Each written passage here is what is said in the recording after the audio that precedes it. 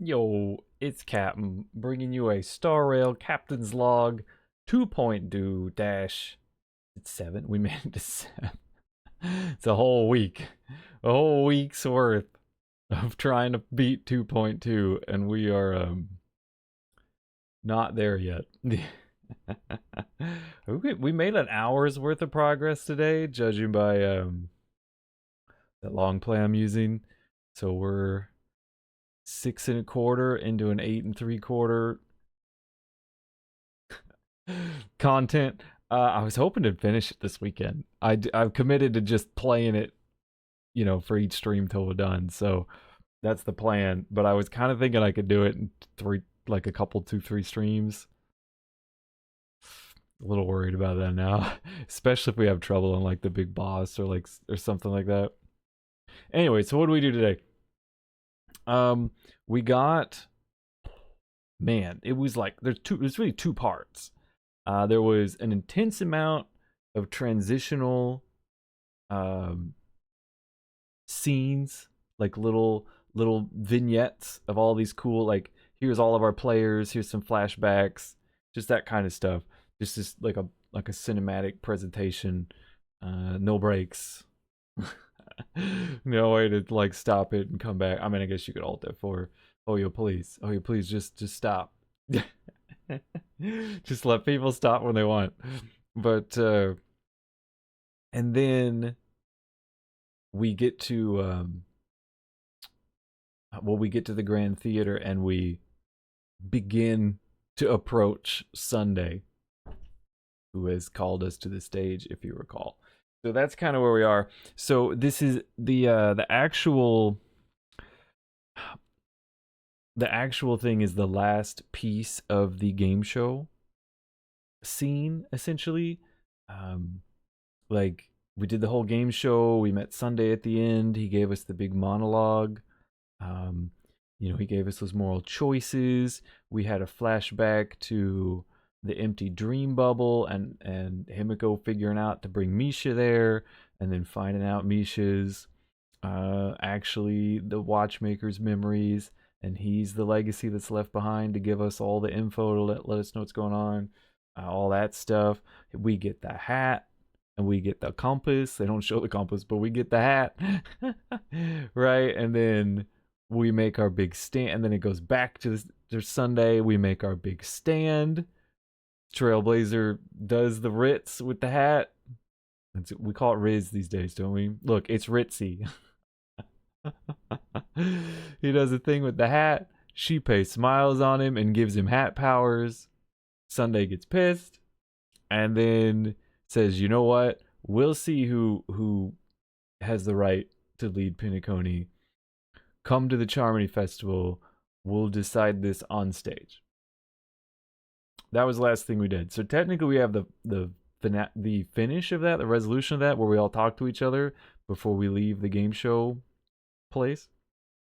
And then that's where it starts all these transitional scenes. So we see that, and then it gives us like a Firefly flashback, and then it gives us what's up with Gallagher. Then it goes to Acheron. Then it goes to Don Hung. Then it goes to Sunday, and then we show up and then start the assault. It's not really an assault, but we get to the theater and we're like, what's going on? And Sunday has like a whole thing for us to go through. That's what we did today. It's pretty wild. The scenes, the one after another scenes, are actually pretty fun and exciting because it's just like flipping through pieces in a book or like in a movie when there's just multiple perspectives, and it's just, here, let's see what these guys are doing. Meanwhile, what these guys are doing. Meanwhile, what these guys are doing. What is it, 14? Final Fantasy 14, that's known for its meanwhiles. It's a bunch of those, and they're well done. I enjoy them. This game, it uses the visual novel effect where it'll like just put up an art, particularly for flashbacks. It just puts up an art piece to give you the flavor of the scene, and then does the voice over it, which doesn't bother me, but it also means they can make us a lot more scenes, because and they do. So we had a bunch of them. I think both flashbacks like that. Maybe it's just all flashbacks they do that way. Maybe that's the idea. But let's see. I don't want to talk about it because I do have things to say about both stuff. And I don't know. I'm hoping for a shorter video today. Not because I want less video, but because I feel like it's just a lot. It's just a lot of video for to hear me yak about stuff. So I didn't go as crazy on the notes. And I'm hoping I can get like a better overview flavor, more forest, less trees kind of thing. We'll see, because this one is just all trees, right? It's like 10 scenes. It's like 10 scenes, dude. Whatever. So I don't know what else to do except just go into them. But so that's what we'll do. We'll talk about the different scenes, and I'll try to go over what happened and kind of the main thrust of them, and then I will talk about what's going on with us on the stage and Sunday, and kind of like, what I think's going on with him and what he's trying to set up, and what's gonna happen, because we didn't get through it. We didn't actually get to Sunday, and that's kind of the question: is what's going on. It's still a bit of a mystery what they're doing, but it seems like a lot more is revealed at this point. Okay, so where do we start? The resolution of the Sunday challenge and us getting us hat. I would just like to say, because I don't think I thought about this. Actually, I thought about it before, but it's the first time I really like just said it. Pretty sure Trailblazer inherits the hat, right, from the Watchmaker. Now, he doesn't have any special powers with the hat, because the hat is just a regular hat. It's not a magic hat. So he's just wearing this hat. So when he responds to Sunday and says whatever he says about, the Penacony will never belong to order and stuff, and he puts the hat on, he does like the cool thing, he's just doing it for fun. He's just doing it because he thinks it's cool and it honors the Watchmaker, right? Right, he's the new Trailblazer, I guess, that has inherited it, because March and Himiko decided didn't work with their style, apparently. So he's just doing it for funsies, and because of that strong statement, then Shippei smiles on them, and presumably she gives them the powers at that point, or gives Trailblazer the powers. And now he has the Path of Harmony because he has this special ability, presumably because he has the Stellaron. I play Kalis, so because he has the Stellaron in him, he can tread multiple paths and have powers aligned with those paths. Because you got to be kind of like deep in a path to get some of the power from the path. So, when the Eon smiles on him now, it's like it bequeaths something. I don't know if he goes full on Emanator. I don't think so, but right, like he's getting some of that. So now it's like Shippei blesses the hat, and now he can do Harmony stuff. But I just think it's funny, the first time he does it, it's just for fun. It's not like I have a new power. It's not like Sunday, I'm challenging you to my new power. It's literally just like, Sunday, look at my cool hat. That's what it is. Oh goodness, I just thought that was funny. I had to bring that up just in case anybody hadn't thought of that. Anyways, so we do our little resolution with the team, and we're all like, does that mean Sunday wants to fight us? And we're not really sure.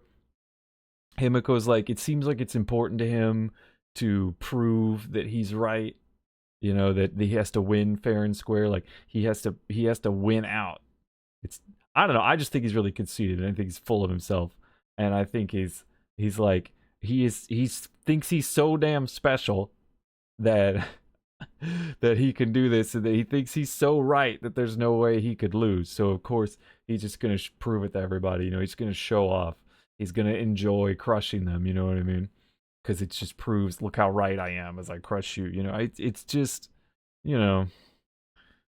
stupid Sunday. he's such a piece of work. All right. So there's kind of that, and then there's a second half to this scene where Firefly says she has to leave, and the reasoning for this is like they have spent this time kind of cultivating these followers, where they all believe in the sweet dream, and they all want to escape reality, and they all want to just not they want to give up their freedom and not live their lives, and the family's been using that, and now they've like built up like this kind of faith, and they want to use all that to resurrect the dead Eon. And Firefly says something along the lines of that's a problem that needs to be dealt with, and that she's going to go deal with it because she has to leave to go fix something. She's like, I'm going to give you guys your best shot, and it should, if it works, this is going to be really important. And the only thing you're left with is, well, it has something to do with the fact that they've spent all this time cultivating all this like faith of the people and preying on their emotions to she didn't say faith, preying on like their emotions of wanting to escape, which is exactly feeding into the order, which is taking all their freedom away, putting them in a vacation dream town, right? So I don't know what she's gonna do, but she says she has to leave to go do her own fight, which will help us. So she actually leaves. They play a whole awesome cutscene where she goes full magical girl and turns into Sam and flies off, and it's pretty cool. At the same time that we're like going into the final thing of the game show, which apparently just shoots you out of the big Soul Glad bottle. So it's just a nice little cinematic where you get to see cool stuff, to be honest. She says something. What was her line? She says, because I watched it a couple times. Firefly says, well, she tells us, may your trailblazing journey never end, which is pretty cool. Because she's not really with the Trailblaze. It was just a nice thing for her to say. And then she says something along the lines of, she was on a scorched planet and a flower bloomed in the morning sun, and it whispered to her, like, I think I'm trying to remember the order. It was I think it was death begets life. No. Look, it was like fireflies to a flame, life begets death. That's what it was. I was trying to remember if it was the fireflies first or the thing first. So yeah, like fireflies to a flame, life begets death. And I don't know why a flower that sprouts up in death would whisper to her that life brings death. You'd think it'd be the other way around. You'd think it's like this barren planet and a flower sprouts up, right? In death, life can spring up, right? There's a renewal. But no, then the flower's like, yo, you see the life? We gonna die. So I don't know. I don't know if I misunderstood it. But that did seem odd to me. And I guess the fireflies to the flame, it's like the flame is happy in life, and so is the firefly, and they fly into it and die. I don't know. I didn't fully understand it. But I thought it was interesting. It was an important cutscene, so it's probably important. Plus, when we get to the Acheron scene, she's talking about fire and how it represents life. Anyways. Anyways, like I said, it's just really short scenes. It's hard, you know what I mean? I'm just like trying to find the bigger picture here. But right before she leaves, she tells us a little bit. You know what is interesting? So talk about a bigger picture, because the next scene after that cutscene is her flashback with Blade in the car, where they like first talked about Penacony, like their next assignment sometime in the future is gonna be Penacony, and it's all about these 3 deaths, and that was introduced. She told us about that right before she left us. And what was interesting is right, because they all work for Elio, Destiny's slave, and he can see the future, and he gives them their instructions, their script. That's how the Stellar Hunters work. And we got a little bit more insight into that, because she said that like Elio said she was gonna have 3 deaths here. She'd have unforgettable rewards, but 3 deaths. And then she said her first death was when Memory stabbed her, and she experienced death, but then that led to all this. It was helpful. And then she says she's figured out what the second death should be, and hopefully that one will prevent the 3rd death from being the worst outcome, which Himiko identifies, and Firefly doesn't, disagree. Himiko says that would be if we lose and Penacony gets stuck in the dream and everyone loses their freedom. And then the scene with the flashback with her and Blade is also them talking about the three deaths. And presumably at this time, you know, she didn't know anything that's going to happen. This in the past, right? So she just assumed she was going to just die. And the idea here, and the idea with Destiny Slave and Elio, which I think is really interesting, is that there is a fate. He can know it. He knows the things that happen, and you can't defy the fate, but you do get to define the fate. So just like she's supposed to die 3 times, but that one, the first one wasn't a real death. He was right, she did die, but it's not what you thought. She died in the dream, which is a different thing, which was actually helpful to everybody. And she has identified that the third death, I can't do that for some reason, that the third death can go a couple of different ways. One of them being very bad, but she has figured out a second, you know, how to do her second death so that the third one hopefully doesn't go bad. And I find this really fascinating. You can, right, you can't defy the fate, but you can define it. So her actions will change how those 3 deaths happen and if they're good or bad. And then this is reinforced when she has the Blade cutscene, the Blade flashback, and he's talking about death, the 3 deaths, and he's like, I'm jealous. I wish that was my script. And she's thinking she's gonna die, so she's kind of like making peace with death, and she's talking about Blade about it. And she's like, well, if I'm gonna die, I really, you know, I can't change that I'm gonna die, but I can change, you know, how. I can change the circumstances. I can't, well, not necessarily, I'm just not saying it right. I can change the context. That's the right thing. I can change the context. And she talks about how, you know, not too long ago, if I died, you know, she's talking about like gravestones. She's like, my gravestone would just read, you know, infantry weapon. And now it's be Stellaron Hunter. But my goal is for it to just say Firefly. Right.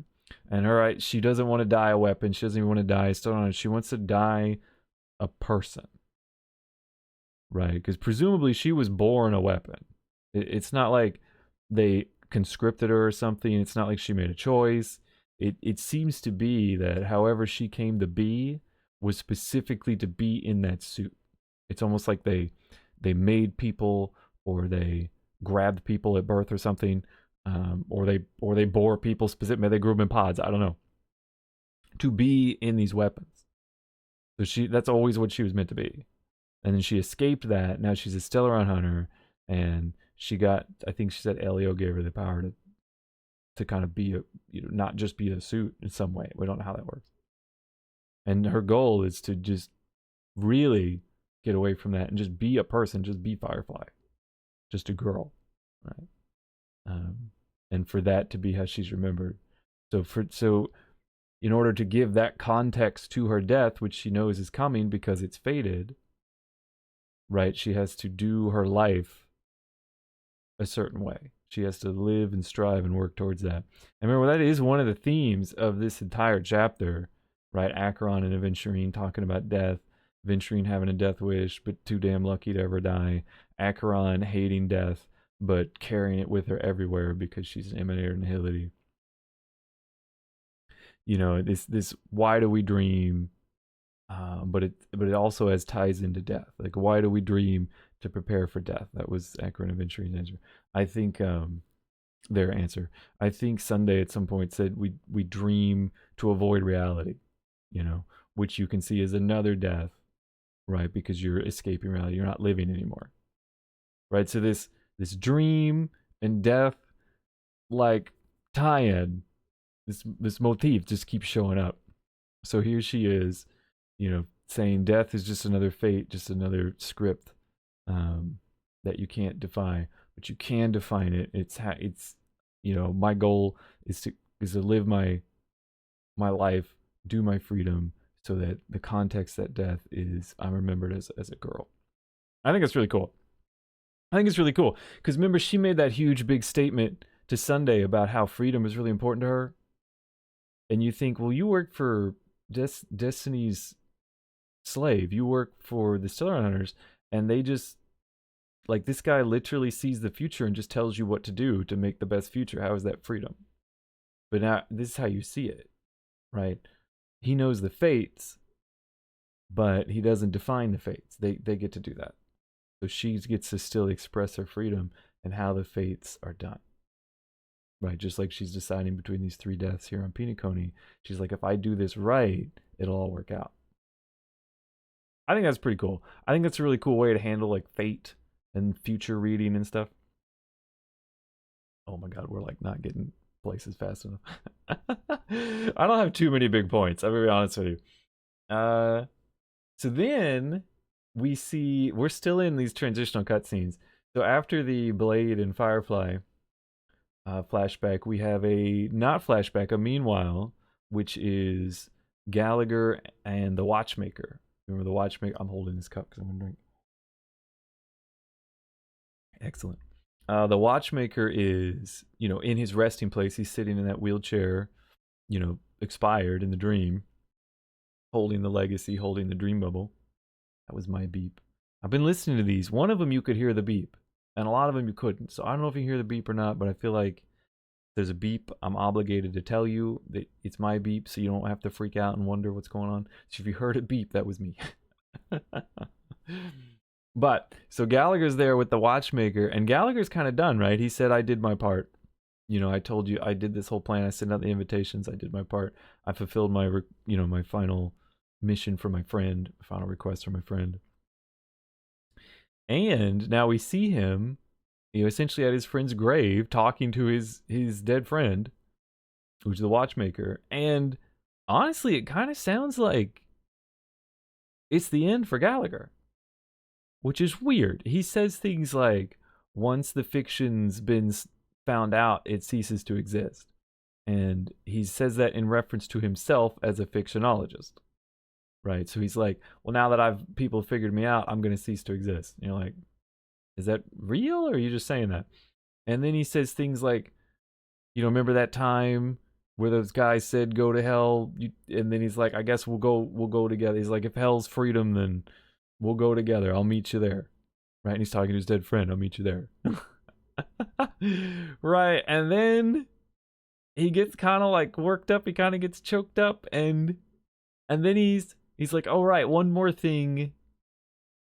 Toast to you, Kalis. A hello. What was it? I wrote it down. The drink was hello and goodbye to the Trailblazer.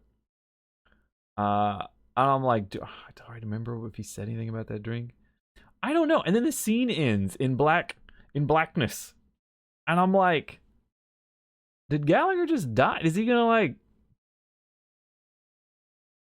I mean, I don't. Is he gonna like off himself? Like what? Is he like what? It's so strange. But we don't really know what Gallagher is. He could just be like a dream figment holding together to complete this mission. And now that it's over, he might just like let himself go. You know what I mean? There's a lot we don't understand about Gallagher, but he's been around a long time. Like he's a lot older than he looks. I think we've only ever seen him in the dream. So I don't know. But it definitely felt like this was his I did it, I completed it, I can finally rest now. And like rest. I don't know. I think it was a surprisingly emotional scene. I was like, is this implying what I think it's implying? Is Gallagher like gone? So I don't know. I don't know what's going on there. But I wouldn't be surprised if we never see Gallagher again. If he either just left, or he just faded away, or he's just gone now. He just, maybe he's really old and he just decided to pass away. I don't know. Then it switches to a flashback of Acheron and the old man. And they're in a cave and she's eating a peach.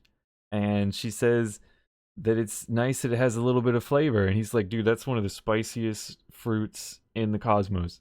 And she's like, oh. And and they talk about how she's a self-annihilator and how stuff's fading away. And she talks about the few things that she can remember.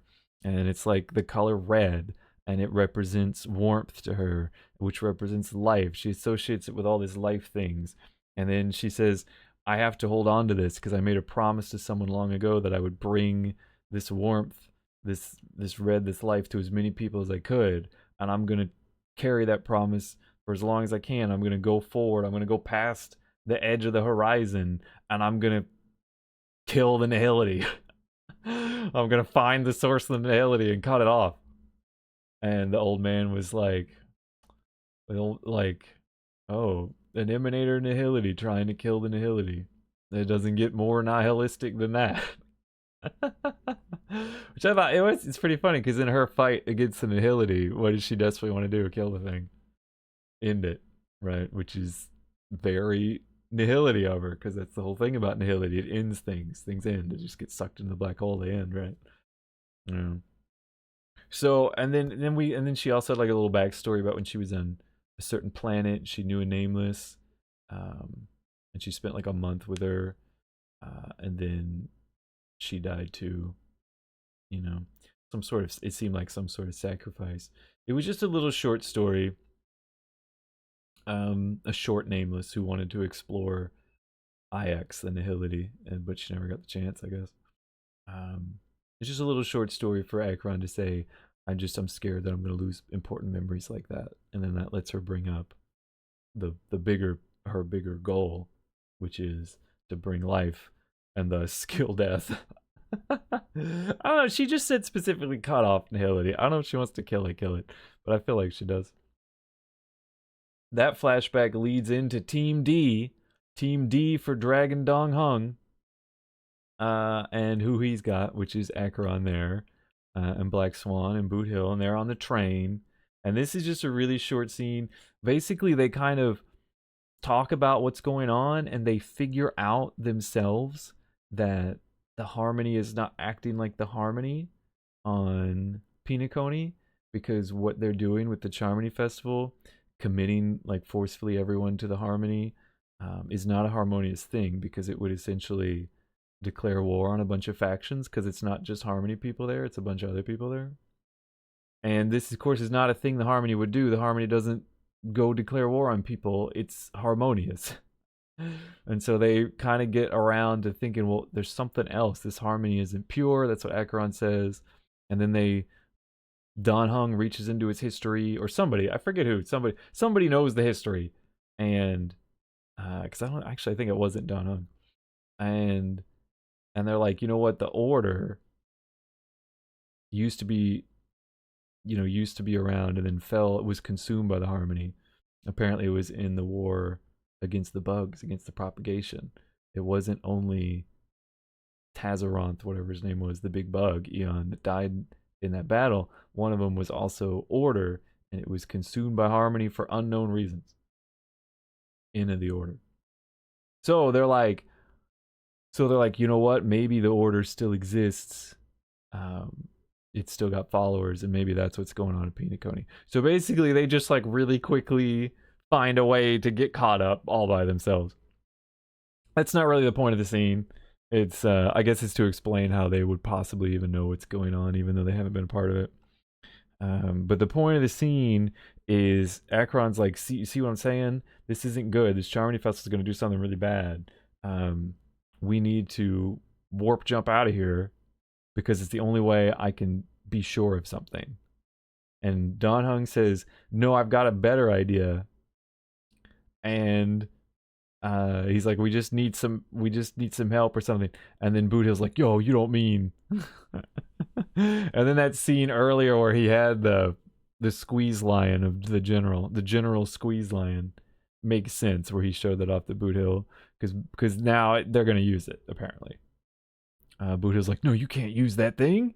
You're gonna call the Cloud Knights. And the Don Hung's like, I think the Cloud Knights would take care of this situation, right? Because they need someone to fight off the family. And Boot Hill's like, but you can only use that once in a lifetime. And Don Hung's like, well, my friends are also once in a lifetime treasures. He says once in a lifetime treasures. And it's like, oh, Don Hung cares. He really cares about his friends. He's gonna give the lion the one squeeze you're allowed to give it. Now, I think technically we can all squeeze it once, so because we're supposed to save that for Nanook, right? And the final battle. That's what Kafka told us. But I guess he's gonna squeeze it now. The rest of us can squeeze it later. We'll all squeeze the general's lion, in our own time. And that was that whole scene. Like, these are really quick scenes just to keep everybody caught up. And every now and then it'll count down. It'll be like 4 hours to Charmony Festival, 3 hours to Charmony Festival. Then it does. Let's see. We're on the final scene. Yeah, we are. It does the final scene before we start playing again with Sunday and the Dreammaster. Sunday is at the Penacony Theater talking to the Crow, the Dreammaster, and this is kind of an odd scene. But essentially what happens is Sunday is like, all right, well, they're both talking about how this is the final moment, and they're going to have to do this song to bring about, this song to, put the chords, make the chords harmonious, excuse me. And presumably they want to sing it for order so that they can get the harmony aligned to order, and then everybody in the dream aligned to order, and then forcefully bring order back as the ruler Eon of the planet instead of harmony. And this was supposed to be Robin, but Sunday's like, I'll do it because Robin's not going to sing for the order, and I'll do it. And the Dream Master's like, well, you understand the sacrifice that entails then, right? And he's like, yes, I'll do it. My sister won't have to do it. I'll do it. And they have like a really weird scene where the Dream Master sort of disagrees, sorta, and Sunday like threatens him. And I thought he was like betraying the Dream Master, but he wasn't. I think it's really just the Dream Master saying, hey, it was supposed to be Robin, and Sunday being like, no, I insist, I'm gonna make this happen. Like, no matter what, I'm taking the place of my sister. I'll make the sacrifice. And then the Dream Master seems to imply that this was kind of part of the plan too. Like, as long as one of them did it, and he's taking advantage of Sunday's love for his sister to go instead. Like it's all part of the plan to just guarantee somebody's going to do it. But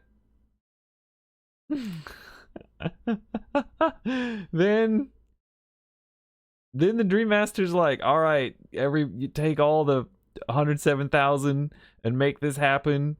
And then you hear this thump, and Sunday turns around and the Dream Master is dead.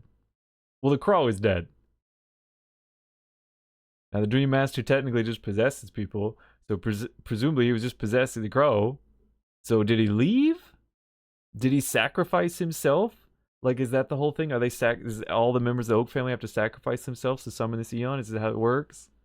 So did he just also sacrifice himself, leaving Sunday as the only one left to do the summoning? Is that what this is? I don't know, but then the camera like pans out and there's a bunch of dead crows. There's just crows everywhere and they're all dead. And it just I don't know, man. But my best guess is it's showing you that all those 107,000 they keep bringing up, are getting sacrificed to summon this Eon. The Dream Master had control of them all. His whole thing was to always have control of this family, and he did. And so he just took that control, sacrificed them all for Sunday to finish this job and bring order to everybody. It's weird, man. It was weird. Oh, there was another piece of that scene where Sunday realizes something and the Dream Master cuts him off. Because Sunday asks him, like, so what is this all about? Why did you do it at Penacony and not somewhere else? Like, why did you come to Penacony and not someplace that, was destitute or something that might have been easier? Why'd you come to like the land of dreams? And the Dream Master says for justice. It's like the people, like something demanded justice. It didn't make a lot of sense, but it was specifically to bring justice here. And Sunday realizes something on this statement, and he says, "Oh, so it's not that you're using the Stellaron to control the dream, and the Dream Master cuts him off and says, "That's enough of this conversation. Make this happen." Right. So I don't know what Sunday realized, but the implication is that the Dream Master is not using the Stellaron to control the dream. That's not how it works. So what is it? Does it mean the Stellaron's controlling the Dream Master? Is the Stellaron the one in control? Is it that the dream controls the Stellaron? Is it that the Dream Master isn't using the Stellaron at all, and he's just using Justice? Is it that Justice is another Eon? I don't even know. I don't know. I'm assuming that's something they will tell us when we get there. But it was interesting. Anyways, that's the last of the scenes. We finally show up at the theater. It's like 2 hours to the Charmony Festival. We finally show up at the theater, and this is the second kind of section of stuff we did today, which we'll probably have less to talk about. This video's goddamn. I tried. All right, maybe I could go quick for this last bit. You'll know. You can check the timestamp. You'll know.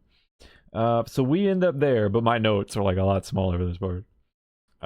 We end up there and everyone's gone, right? This is a gameplay section. It's technically a map exploration section. Everyone's gone. We don't know what's going on. We look around and there's these creepy puppets. Technically they were introduced in the Sunday Dreammaster scene as statues, but now they're not just big statues that decorate the theater. They're like spirit puppets. They have like blue and they look holographic, and they're just there, and they keep changing position and pointing us in directions. So presumably Sunday's in control of them. And we kind of freak out and we're like, what is this? What's going on? And then we come back. And March is like, I don't get it. There's no one here. There's no staff. There's no people. It's like 2 hours of the festival. What's going on? Sunday said he was going to meet us. He's not even here. And then you hear Sunday's voice from behind the curtain. And he's like, I'm sorry. I was getting things ready. And you're like, oh. And then he says, all right, I'll tell you what. It's not time for the festival, but it's Ozdana tradition to introduce the guests to the festival with a 3-act play. So you're going to experience a 3-act play. Then he starts going off. So from here, it goes to different gameplay sections. You explore the theater, and then you get to a point where you then see one of the plays.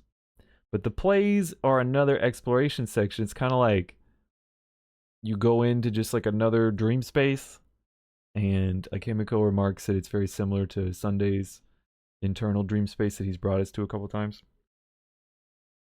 So you go there and you like run through that map and you see like little vignettes, and Sunday narrates to you the play, and then you come back and then you move through the theater again and you go to the next one.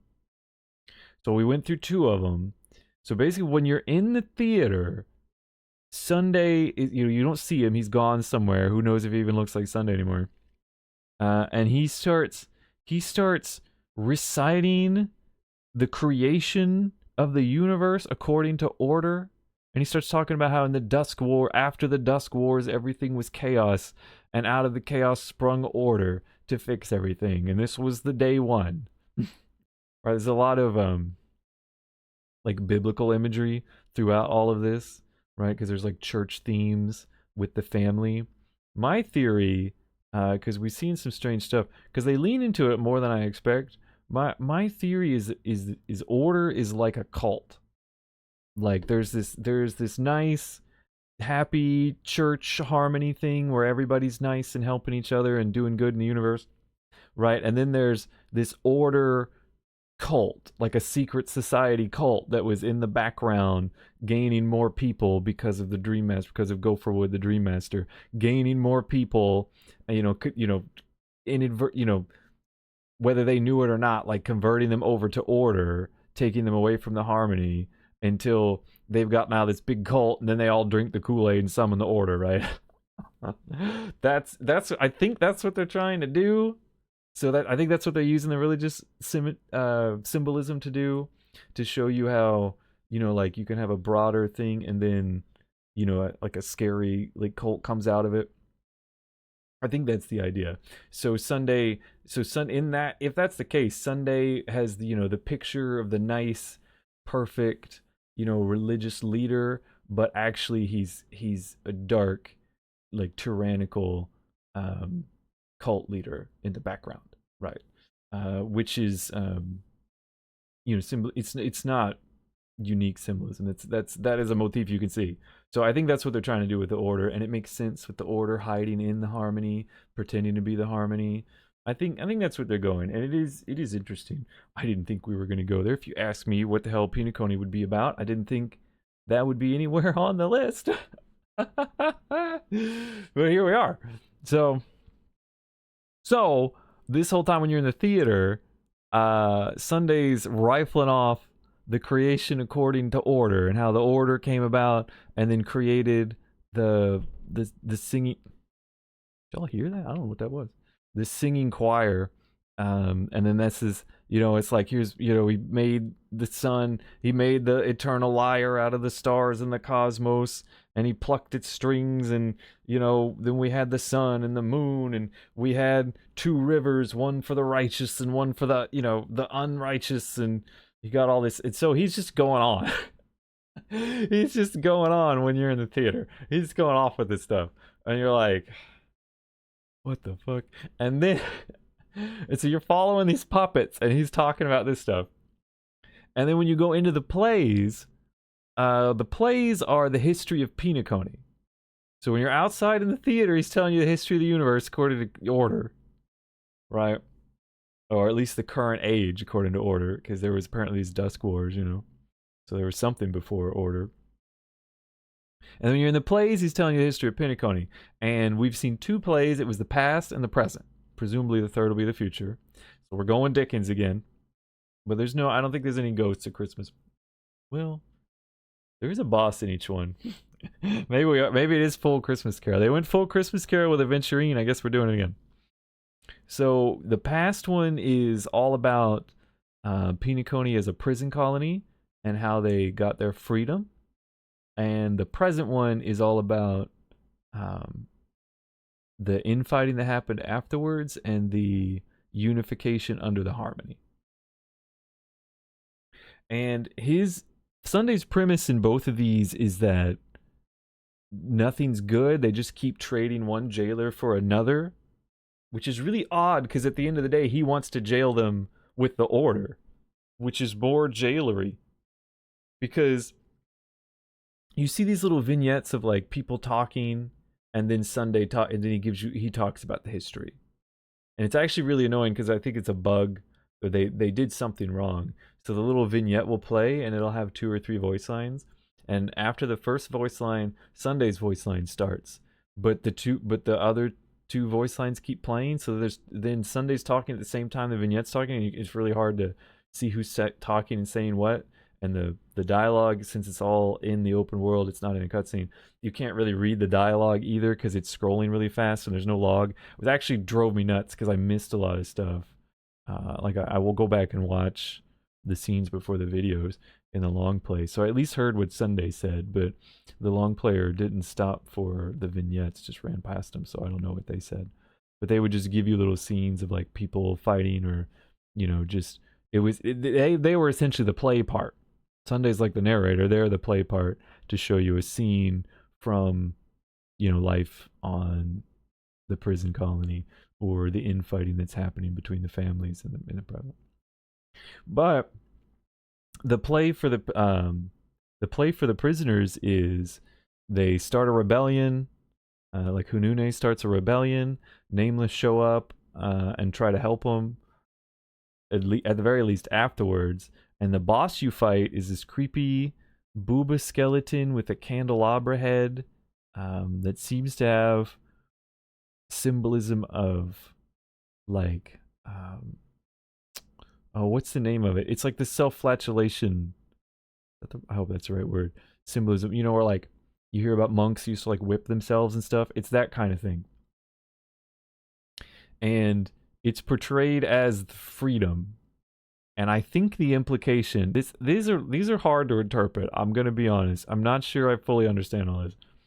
But the implication is that once they liberated themselves, the Nameless tried to spread the Trailblaze, the adventure and the freedom of the Trailblaze. And so the opponent here is freedom, and it becomes the new jailer, right? They broke out of jail, but now they're jailed by the freedom. They have to have this freedom concept. It's a little weird. But this turns into a boss fight, and it's a specific fight with a unique enemy, the thing I just described, and it has unique mechanics. I don't know if the mechanics are super relevant. It does like an attack where you're supposed to split the attack between your party by getting everybody to hit it before it does the attack. I just put a shield on the guy it targeted, and because I had March on the team and tanked it, and I got an achievement for it, which is pretty cool. But but I'm pretty sure that's what you're supposed to. You're supposed to split it up so it's less damage to individuals. I don't know. Is that relevant to this freedom theme? I have no idea. But so you take him out. Oh my god, this video is. I have to do shorter video. Whatever. We'll get back to short videos at some point, hopefully. We only got one more play to get through. So then you beat that, and it's like, so this was bad, right? Sunday's presenting this as bad. They got out of prison, but they're still imprisoned. Then you have another scene where he's talking about the third and fourth day of creation, what the Order did, and Rivers, and I don't know, man. And the mannequins are leading you around, and so you're following the mannequins, and you get to the second one, which is Ode to the Fool. We had Ode to the Prisoner, now we have Ode to the Fool. And this is about the Harmony's takeover. And again, the Harmony is depicted as the boss of this one, and they even make a comment, Himiko and March comment on it, and Himiko's like, remember, this is according to Sunday. So Sunday definitely wants this thing to be villainous, and it's presumed to be the Harmony. And you go through this one, and the story of this one is, after they had got their freedom, a lot of infighting started. He tells you that there were 7 families, or 7 lineages originally, and I'm like, yes, I was right about I knew this from the nursery rhyme. It's been there the whole time. Believe the signs. He tells you about the nursery. He tells you about the 7 lineages. He tells you specific. He gives you the lowdown on what happened. Is that there was a lot of infighting. They were all trying to vie for control, and the Alfalfa family like did something. I think it was Snow Plum family. It was something Plum, and managed to wipe them out. Just took them out. And then we know, the story of Tiernan and the Lamp Moths. They died to the bugs.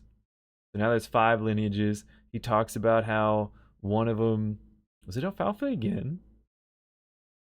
I might have got one of these wrong, but I think it was Alfalfa again, who wanted to go back to the IPC and go back to being under the IPC for the safety.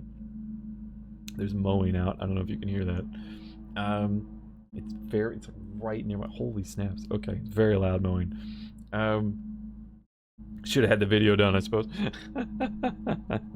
Oh, it's super loud. Oh well. And then so the Alfalfa family is gonna go back to IPC, and his son like murders him to take control over the family. So there's infighting between the families, and there's infighting in the families. Like, it's all just chaos, right? As they're trying to vie for control. And then Mr. Gopherwood comes in, brings the family to Penacony, and unites them all under Harmony. But Harmony itself is depicted as a villain that is just another prison warden type thing, and which is odd because Gopherwood brought it, but remember, Gopherwood is actually secretly part with the Order, not the Harmony. So he brought the Harmony only to infiltrate with the Order. Right? Again, I think the best way to think of it is like a cult, like a hidden cult, like a secret society cult. And so then you fight this enemy. The second boss is like a Mohawk skeleton with a cup, and it's like all Last Supper, like Lord's Supper references with the cup. Maybe not. It's all Christ references with the cup. Again, it's they lean really heavily into the religious symbolism. And it's giving you debuffs during the fight. But you have to, like, there's 5 puppets around it, and you have to calm them all to get them to agree and follow the harmony. And if you pay attention to the puppets, I'm pretty sure, you know, they each have like a voice line, and I'm pretty sure they represent the 5 lineages that are left, because there's 5 puppets. So it's the 5 lineages of the family, you know, Oak, Iris, Alfalfa, Nightingale, Bloodhound. It's representing those one, and you kind of participate in this, get them all to agree to the harmony, and then you fight the harmony, because that's how these sections work. I don't think it's relevant that you actually fight it. I'm not sure. And it's the depiction is, so now the present, you know, Penacony's still not a good place. Penacony's never been a good place. It's always been a place of chaos and disaster in need of order, right? Remember, this is Sunday telling the story, presenting the story. And here, it didn't work in the prison. It didn't work for freedom. It didn't, now here we're trying harmony. And harmony didn't work either. I presumably he's going to tell us why in the future, in the next section. But that's the idea. These are all things they're trying, but they're more just prisoners. They're more just jails, and they're not getting anywhere. And the next one, I haven't got to the next one, but the next one is presumably the future, and it's presumably what Penacony would look like under order, and how this time they won't be imprisoned, even though the order is specifically about taking away their freedom. This time they won't be imprisoned, they'll be happy, and there won't be any chaos or infighting or any problems. Which I think is the idea of these scenes. You see, we tried this, we tried this, we tried this, there was always problems. That's why the order is right, because each one had too much chaos, according to Sunday and the Dreammaster. I think that's what we're going, and then presumably when we see all 3, Sunday will be like, and so now I summon the order, and I don't know, there's that big choir boss they showed off, so either he'll turn into it or he'll summon it. Like, at some point we're going to fight a big boss. And that's how these work. That's how it always works.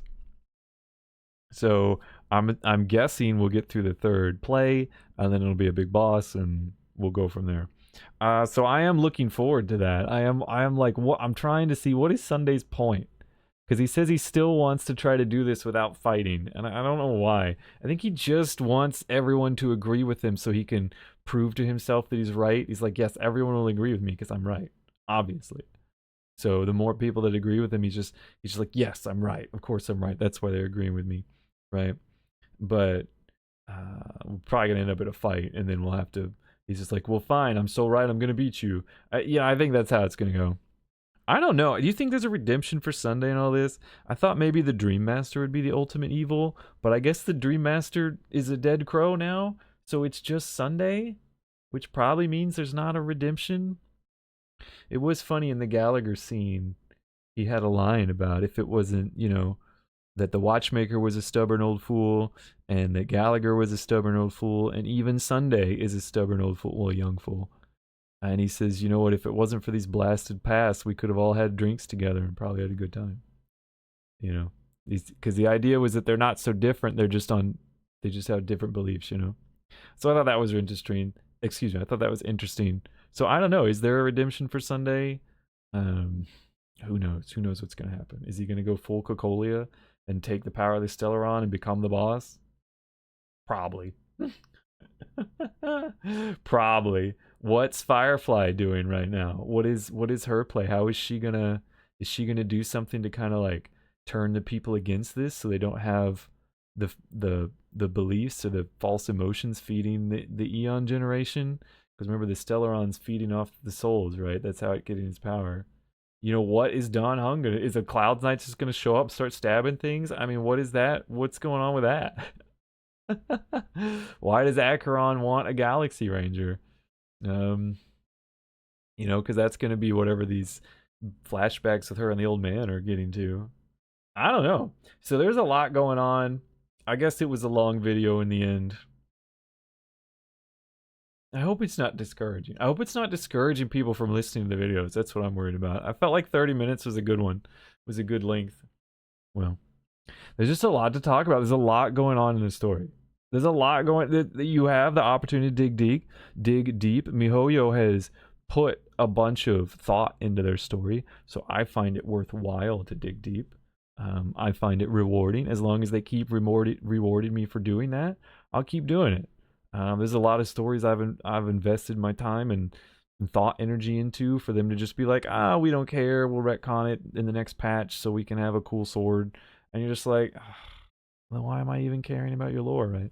But it doesn't seem this way. The hell, MiHoYo's over my head. They've read more books than I have, and they keep referencing stuff that I don't even know about. So, I mean, that's not super common for me. Not because I'm super smart, but just because most of the time you're playing games and stuff, and they're just kind of generally referencing some sort of history or some sort of mythology, and I pretty much know as much as they do. So it's actually pretty interesting to have them constantly making references to classic literature that I may have only heard of but not read, and just digging into the deeper themes and stuff that they're offering.